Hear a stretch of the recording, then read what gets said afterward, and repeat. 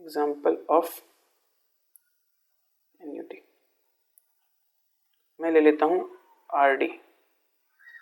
RD का मतलब होता है मंथली डिपॉजिट या फिर रेकरिंग डिपॉजिट। अच्छा, क्योंकि मैं एन्युटी बोल रहा हूँ मतलब सेम अमाउंट डिपॉजिट करूँगा प्लस रेगुलरिटी मेंटेन करूँगा, रेगुलर होना चाहिए, यही एन्युटी की डेफिनेशन है। प्लस फॉर अ पीरियड होगा, स्पेसिफाइड पीरियड, 2 साल 3 साल।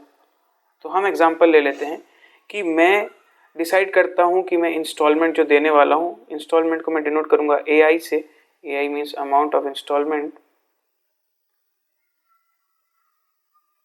मैंने देखा कि मैं मंथली सेव कर पा रहा हूँ 5000 रुपीज़, तो मैं 5000 का आरडी क्रिएट करता हूँ कि मैं हर मंथ 5000 डिपॉजिट करूँगा बैंक के पास।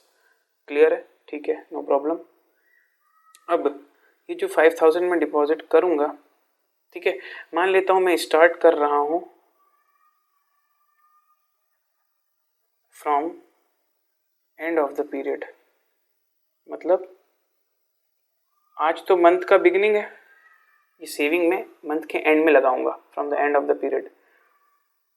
यहाँ पे मैं ईयर ले लेता हूँ। अच्छा, तो 5000 पर ईयर आप इन्वेस्ट करने वाले हो। ड्यूरेशन ले लेता हूँ मैं कि ऐसा मैं आने वाले 4 इयर्स तक करने वाला हूँ, 4 इयर्स। अच्छा, आरडी में मुझे बैंक इंटरेस्ट देने वाला है 10% पर एनम। ठीक है, अब इसको हम फ्लो चार्ट के फॉर्म में समझते हैं। आपने स्टार्ट किया आज,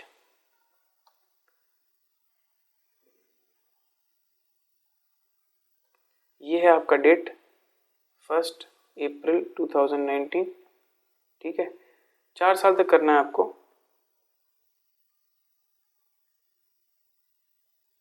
यहाँ आपका 1 ईयर कंप्लीट होगा विच इज़ 31 मार्च 20। फिर सेकेंड ईयर कंप्लीट होगा 31 मार्च 21। फिर थर्ड ईयर कंप्लीट होगा 31 मार्च 22 एंड फोर्थ ईयर कंप्लीट होगा 31 मार्च 23। ईयर 1 2 3 4। फर्स्ट ईयर का एंड ये हुआ, इसको मैं लिख देता हूँ year 1 and, year 2 and, year 3 and year 4 and. ठीक है, अब आपके पास जो मनी आने वाला है, जो आप डिपॉजिट करने वाले हो, आपने बोला कि मैं स्टार्ट करूंगा eight the end of the period, तो मैंने यहाँ से स्टार्ट किया। क्या इस दिन कुछ डिपॉजिट किया? नहीं, ये करेंट डेट थी, मैंने पहले 5000 डिपॉजिट किया, फिर वापस से 5000 डिपॉजिट किया, फिर वापस से 5000 डिपॉजिट किया और अगेन 5000 डिपॉजिट किया। ठीक है, अब ये 5000 होल्डिंग पीरियड देखते हैं, कितने समय तक बैंक के पास रहा। होल्डिंग मतलब समझते हो, बैंक ने कितने समय तक उसको होल्ड करके रखा। सर ये 0 रुपीज़ होल्ड करके रखा पूरे 4 साल तक, तो 0 रुपीज़ पे तो कुछ इंटरेस्ट मिलना नहीं है, फिर भी मैं लिख देता हूँ 0 रुपीज़ फॉर 4 ईयर्स। ये 5000 कब तक होल्ड रहा? 1 ईयर, 2 ईयर, 3 ईयर। मैं क्योंकि ईयर 4 के एंड में पैसा निकालने वाला हूँ, तो कब तक ये 5000 बैंक के पास रहा? Sir 3 years. ये वाला 5000 2 ईयर्स, 1 एंड 2। ये वाला 5000 1 ईयर्स। ये वाला सर 0 ईयर, उसी दिन डाला उसी दिन निकाल लिया। अच्छा, इस 5000 पे 3 साल का इंटरेस्ट मिलना चाहिए, इस 5000 पे 2 ईयर्स का, इस 5000 पे 1 का और इस 5000 पे 0 ईयर का मिलना चाहिए। आपको निकालना है कि ईयर 4 के एंड में क्या वैल्यू रिसीव करोगे आप। What is the sum of money that you will receive at year 4 end. Year 4 end आज की डेट नहीं है ना, that is future date 31 March 23। तो वो क्या कहला गया? Future value. तो ये मुझे फ्यूचर वैल्यू निकालना है, बट क्या ये सिंगल कैश फ्लो है? नहीं सर, मैं बार बार पैसा दे रहा हूं, तो ये फ्यूचर वैल्यू ऑफ एन्युटी कहलाता है, फ्यूचर वैल्यू ऑफ एन्युटी। ठीक है, कैसे निकालते हैं अभी मैं आपको फॉर्मूला नहीं बता रहा हूं, अभी हम लोग जो हमारा नॉलेज है उसके हिसाब से निकाल के देखते हैं। ठीक है, इंटरेस्ट रेट आपका कितना दिया था? इंटरेस्ट रेट है 10% पर एनम। 0 रुपीज में तो कुछ इंटरेस्ट मिलेगा नहीं। अच्छा, तो ये 0 रुपीज 4 ईयर्स में कितना बन जाएगा? सर 0 अमाउंट 4 ईयर्स में बन जाएगा 0। ये 5000 3 ईयर्स में कितना बन जाएगा? क्या फॉर्मूला लगाओगे आप? 1 + i का पावर 3 इंटू 5000। तो 1 + i मतलब 1.1, तो 1.1 इंटू पहला इक्वल मतलब 2, दूसरा इक्वल मतलब 3, 1.331 इंटू 5000, तो ये 5000 आपका 3 साल में कन्वर्ट हो जाएगा 6655 में। अच्छा, अगला वाला 5000 2 ईयर्स में 1.1 इंटू इक्वल टू स्क्वायर किया इंटू 5000, वो बन जाएगा 6050। ये 5000 1 ईयर में कितना बन जाएगा, 5000 इंटू 1.1 5500, और ये 5000 इसमें कुछ इंटरेस्ट नहीं मिलेगा, तो ये कितना रह जाएगा, सिर्फ 5000। इन सब का अगर मैं सम करता हूं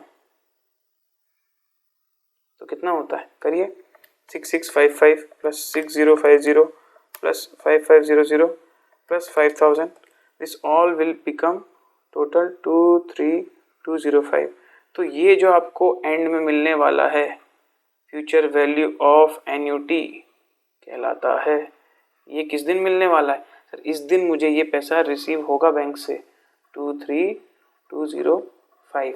अब ये तो हमने मैन्युअली निकाला हमारे कंपाउंड इंटरेस्ट के फॉर्मूले से, बट सर अगर बड़े बड़े क्वेश्चंस आएंगे तो आप कहाँ तक ऐसे टेबल बनाते रहोगे, कहाँ तक डायग्राम बनाते रहोगे, आपके पास सिर्फ 1 मिनट है क्वेश्चन को सॉल्व करने के लिए। तो इसके लिए फिर हमने एक फॉर्मूला पढ़ा, वो फॉर्मूला कहलाता है फ्यूचर वैल्यू ऑफ एन्युटी।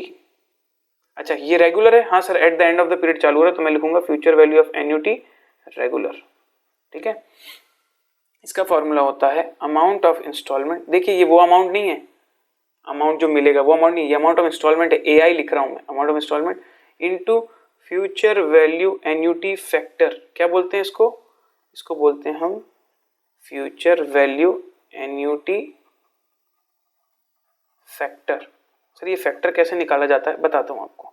ये फैक्टर निकलता है n और i की मदद से। अच्छा, हमारे क्वेश्चन में n क्या दिया हुआ है, n है 4 इयर्स और i दिया हुआ है 0.1, 10% है ना, 0.10। ये FVAF का फॉर्मूला होता है 1 plus i whole power n minus 1 upon whole divided by i। ये कहलाता है फ्यूचर वैल्यू एन्युटी फैक्टर।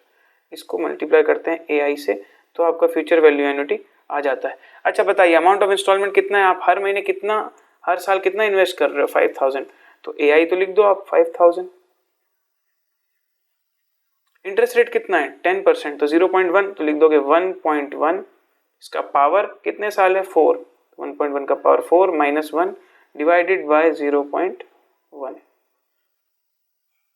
इसको सॉल्व करते हैं। सर इसको कैल्सी में कैसे सॉल्व करेंगे, सबसे पहले आप इस ब्रैकेट को सॉल्व करोगे क्योंकि यहाँ पावर है, तो लिखिए 1.1 इंटू पहला इक्वल मतलब स्क्वायर, तो 2 3 4, 3 बार इक्वल दबाया तो 1.4641 आया मेरा, माइनस 1 तो न्यूमिनेटर सॉल्व हो गया 0.46 डिवाइडेड बाय 0.1, तो ये पूरा सॉल्व होके मेरा बन गया 4.641।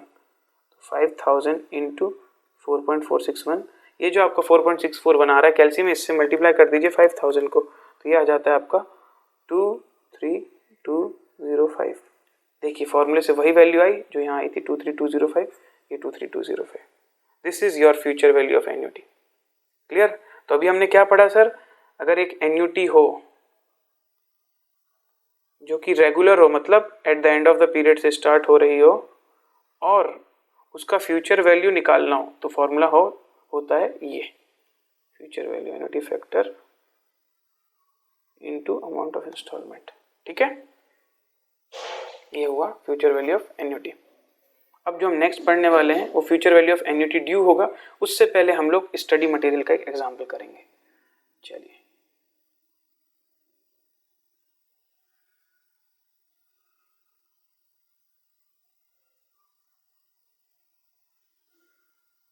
ये आता है आपका find the future value of annuity of ₹500 made annually for 7 years at the interest rate of 14% compounded annually. Sir इस क्वेश्चन में तो लिखा ही नहीं कि एन्युटी रेगुलर है या ड्यू, फिर आप कैसे अज्यूम कर रहे हो। जब क्वेश्चन कुछ नहीं बताएगा कि पहला इंस्टॉलमेंट कब पे होता है, तो हम लोग क्या मानेंगे, एन्युटी रेगुलर, मतलब हम मानेंगे कि पहला instalment at the end of the period पे हो रहा है। तो हम जो हमने अभी फॉर्मूला यूज किया था वही यूज करेंगे। देख लेते हैं हमारे पास क्या क्या डेटा दिया हुआ है। तो एग्जाम्पल है आपका ICI का, ये एग्जाम्पल 26। आपके पास डेटा दिया हुआ है future value of annuity of 500, मतलब 500 आप एनुअली बैंक को पे कर रहे हो, 500 500 500 500, तो अमाउंट ऑफ इंस्टॉलमेंट क्या हो गया, ये अमाउंट ऑफ एन्युटी 500। 7 ईयर्स, तो n की वैल्यू हो गई 7, i दिया हुआ है आपके पास 14%, तो इसको लिख सकते हो 0.14 और कंपाउंडेड एनुअली। अब आपसे पूछ रहा है कि निकालिए future value of annuity. Future value of annuity होता है AI into future value annuity factor using n and i, और इसका फॉर्मूला होता है AI लिख देता हूँ 500, फ्यूचर वैल्यू एन्युटी फैक्टर का फॉर्मूला होता है 1 प्लस i का whole power n minus 1 upon i। अब इसमें हम पुट कर देते हैं वैल्यूज, 500 इंटू 1 प्लस i हो जाएगा 1.14, इसका whole power 7 minus 1 divided by 0.14। ध्यान रखिएगा नीचे 1 प्लस i से डिवाइड नहीं करना है, नीचे सिर्फ i से डिवाइड करना है, इसलिए यहाँ 1.14 लेकिन यहाँ 0.14। ठीक है, तो कैसे सॉल्व करेंगे कैल्सी में? सबसे पहला स्टेप 1.14 लिखिए कैल्सी में। आपने 1.14 टाइप किया, चलिए मैं भी आपके साथ करता हूँ 1.14। उसके बाद आप प्रेस करेंगे मल्टीप्लाई का बटन, ये प्रेस किया मल्टीप्लाई। उसके बाद जो आप पहला इक्वल प्रेस करते हैं वो कहलाता है स्क्वायर।